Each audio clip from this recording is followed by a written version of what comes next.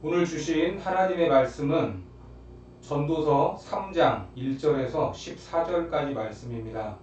같이 봉독하겠습니다.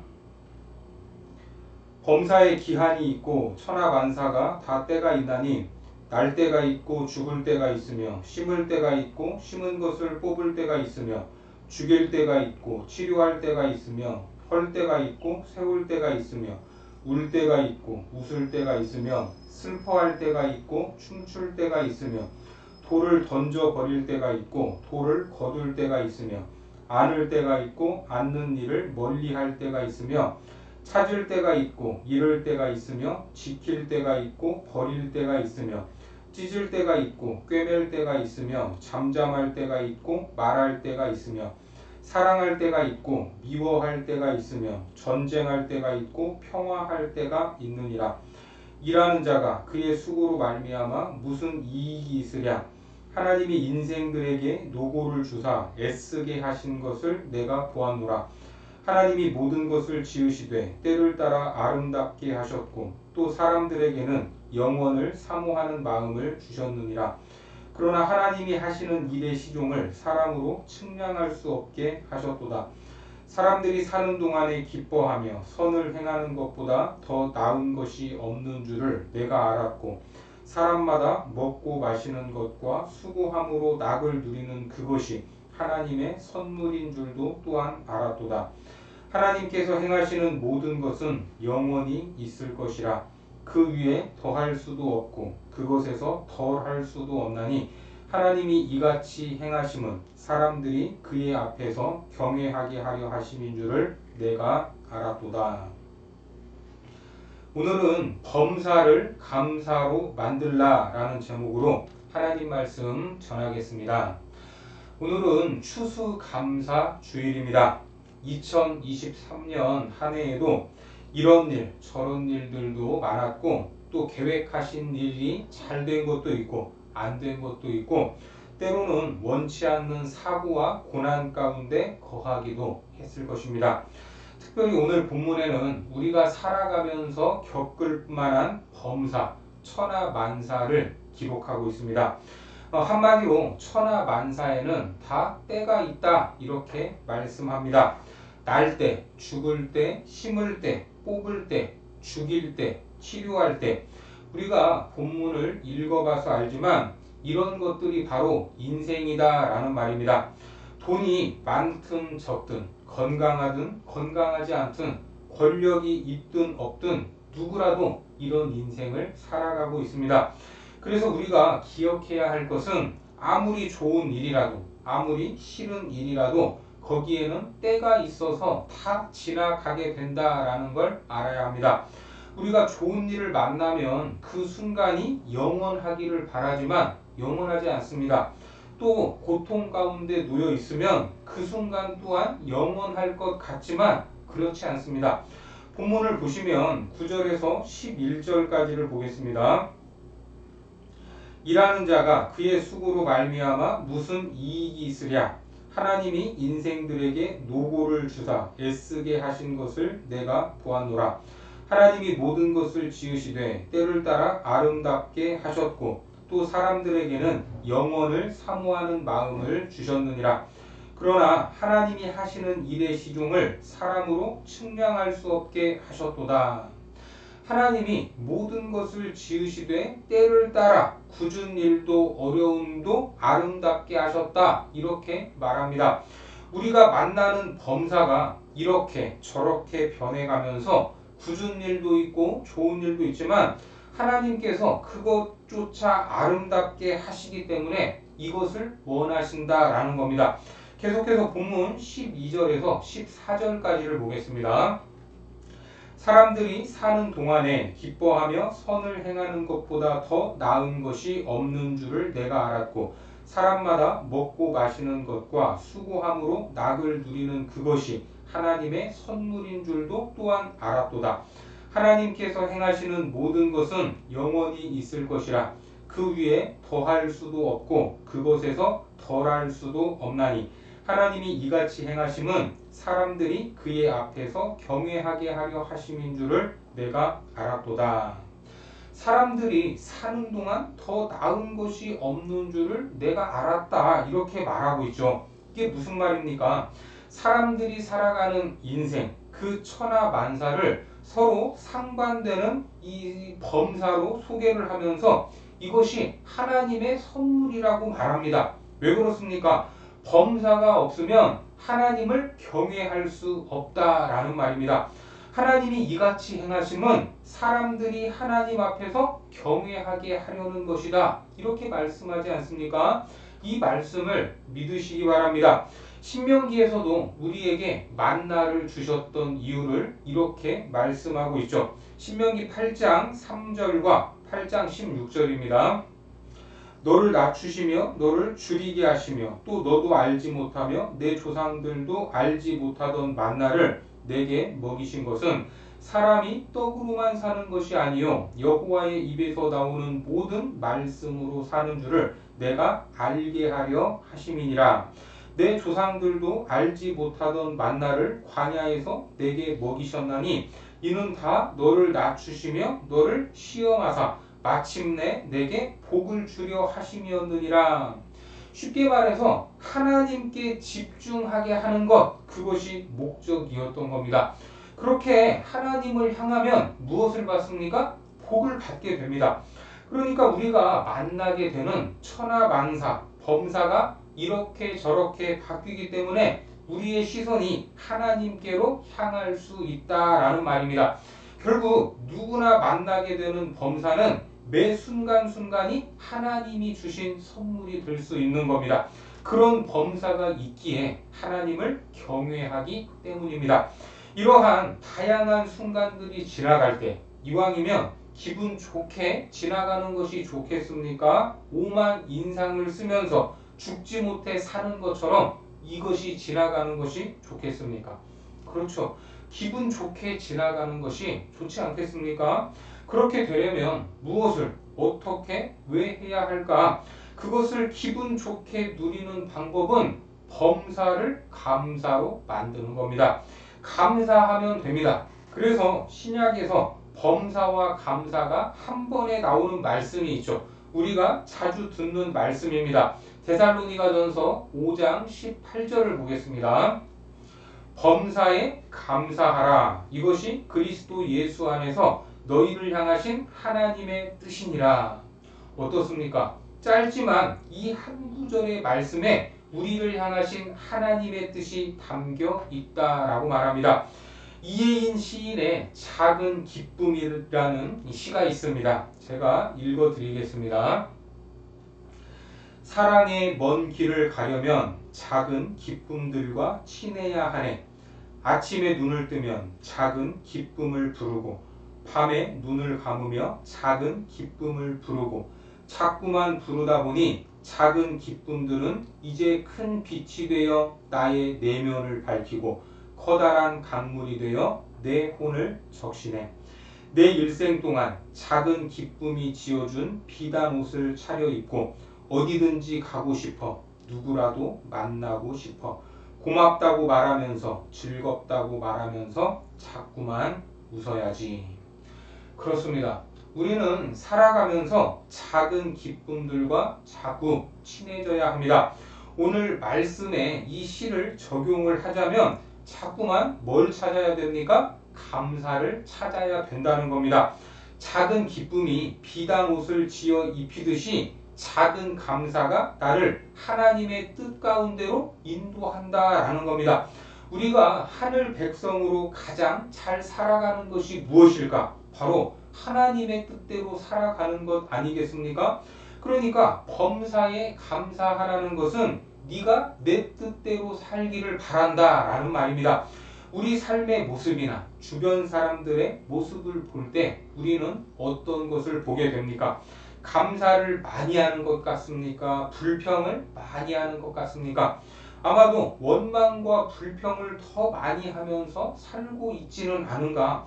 감사라는 말을 더 많이 사용하는가? 불평하면서 다른 사람들에게 책임을 전가하고 탓을 하고 있지는 않은가? 감사가 무엇입니까? 감사는 은혜를 다른 사람에게 돌리는 겁니다. 내가 이렇게 된 것이 당신 덕분이고 하나님 덕분입니다. 내가 이렇게 사는 것은 부모님 덕분이고 선생님 덕분입니다. 그런데 반대로 감사하기보다 원망이 앞서고 불평을 쏟아놓게 되면 어떻게 될까? 사람이 긍정적이 아닌 부정적인 인간이 됩니다. 성품 자체가 그렇게 만들어져 간다는 것입니다. 이거는 타고나는 성품이 아니라 만들어지는 성품인데 감사하면 할수록 뇌는 긍정적이 되고 불평하면 할수록 우리의 뇌도 부정적인 뇌로 변화가 된다는 겁니다. 이것은 뇌를 연구하는 학자들이 과학적으로 증명해낸 결과이기도 합니다. 여러분들은 그렇다면 부정적인 사람이 되고 싶습니까? 긍정적인 사람이 되고 싶습니까? 맞습니다. 우리는 모두 긍정의 사람이 되어야 합니다. 부정적인 사람이 성공할 수 있을까? 아닙니다. 잘 되는 사람들은 거의 다 긍정적인 사람들입니다. 사회학적으로도 안 되는 회사에는 삼불이 있다고 하는데 그게 뭘까? 그 분위기가 과거에 대한 불신, 현재에 대한 불만, 미래에 대한 불안이 그 회사를 감싸고 있다고 합니다. 반대로 잘 되는 회사에는 과거에 대한 감사, 현재에 대한 찬사, 미래에 대한 봉사가 있다고 합니다. 이처럼 되는 회사와 안 되는 회사는 완전히 다르죠. 그러니까 하나님께서 당신의 자녀들을 무조건 긍정의 사람으로 만들고 싶어 하신다라는 겁니다. 그 긍정의 사람이 될 수 있는 방법, 그 비법이 뭐죠? 범사에 감사하는 것입니다. 울고 싶을 때도 감사하고 웃고 싶을 때도 감사하면 우리가 긍정의 성품을 가진다라는 것을 믿으시기 바랍니다. 긍정의 사람은 결국 잘 살게 되어 있습니다. 나는 지금 긍정의 사람인가 부정의 사람인가, 어려운 일을 만났을 때 나는 어떻게 반응을 하고 있는가, 하루 중에 감사가 많은가 아니면 불평이 많은가, 이것을 생각했을 때 내가 어떤 성품을 가지고 있는지 알 수 있습니다. 이 심리학자 이 부부가 쓴 12가지 행복의 법칙이라는 책이 있습니다. 이 책의 원 제목은 마음을 다루는 방식이 삶의 차이를 만들어낸다라는 건데, 결국 나의 마음을 긍정적으로 다루어 가는가 부정적으로 방치하는가, 이것이 자기의 미래를 결정하는 결정적 차이가 된다라고 말합니다. 여러분들은 행복한 삶을 원하시죠? 불행한 삶을 원하는 사람은 아무도 없을 겁니다. 그런데 우리가 감사하면 우리의 삶을 행복한 삶으로 만들어 갈 수 있다는 겁니다. 이 책에 이런 이야기가 있습니다. 지금 세상을 살고 있는 많은 사람들은 어릴 적부터 수많은 상처를 받고 살아서 자존감이 낮다라는 겁니다. 그리고 하루에도 수많은 스트레스를 만나면서 그 스트레스와 싸우고 있다는 겁니다. 그러니까 이 시대에 잘 사는 인생은, 성공하는 인생이 되기 위해서 반드시 필요한 것은 마음의 근육이다, 마음의 탄력성이다 라고 말합니다. 또 인간의 뇌를 반복해서 자극하고 반복해서 학습을 하면 뇌신경 회로를 개조시키고 강화시킬 수 있다라고 말합니다. 불평하고 또 불평을 할 것인가, 감사하고 또 감사를 할 것인가, 이것은 우리가 선택하기 나름이죠. 다양하게 반응을 할 수 있는데 내가 나의 뇌를 어떻게 자극할 것인가에 따라서 나의 뇌, 이 뇌의 신경회로가 개조된다는 겁니다. 그렇게 개조가 되고 더 강화된다라는 말이 무슨 말입니까? 오늘 말씀의 제목이 범사를 감사로 만들라라는 것이죠. 그러면 내가 내 뇌를 어떻게 자극하면 됩니까? 계속해서 감사로 자극을 해야 됩니다. 무슨 일을 만나도 감사, 무슨 일을 당해도 감사, 처음부터 끝까지 감사, 이래도 저래도 감사, 계속해서 감사하면 뇌가 감사로 자극이 되고 감사로부터 강화된다 하는 것을 기억하시기 바랍니다. 반대로 자꾸만 불평하면 불평이 더 늘어가게 됩니다. 불평으로 학습이 되고 불평으로 계도되고 불평으로 강화된다라는 말입니다. 어디에다 내놔도 불평 덩어리가 되죠. 나를 봐도 불만이고 다른 사람을 봐도 마음에 안 들고 눈에 보이는 것은 전부 다 부정적이고 지적거리들만 보이니까 다 꼴보기가 싫어지는 겁니다. 여러분 생각을 해보세요. 눈만 뜨면 다 꼴보기가 싫은데 세상을 살 맛이 나겠습니까?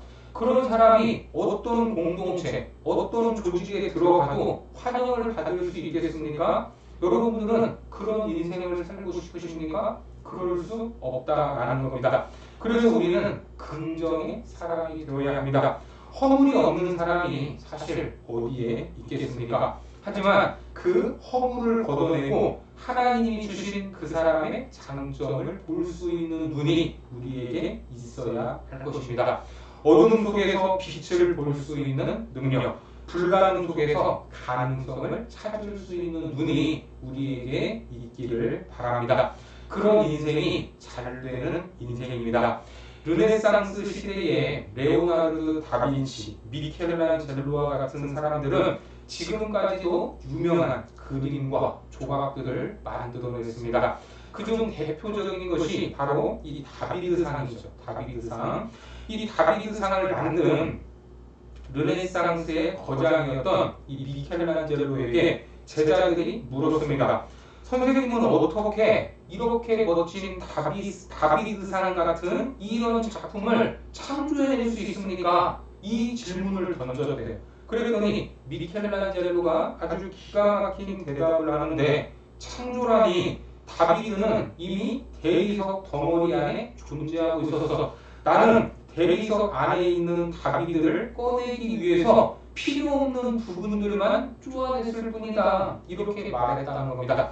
그러니까 우리는 자꾸만 무엇을 봐야 됩니까? 투박한 바위를 볼 것이 아니라 그 안에 숨어있는 감사를 볼 줄 알아야 합니다.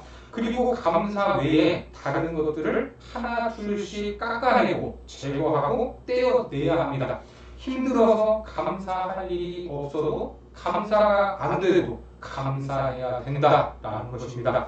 주님, 모든 것이 다 주님의 은혜입니다. 자꾸만 감사할 때 하나님이 원하시는 긍정의 사람으로 변화되는 줄 믿으시기 바랍니다.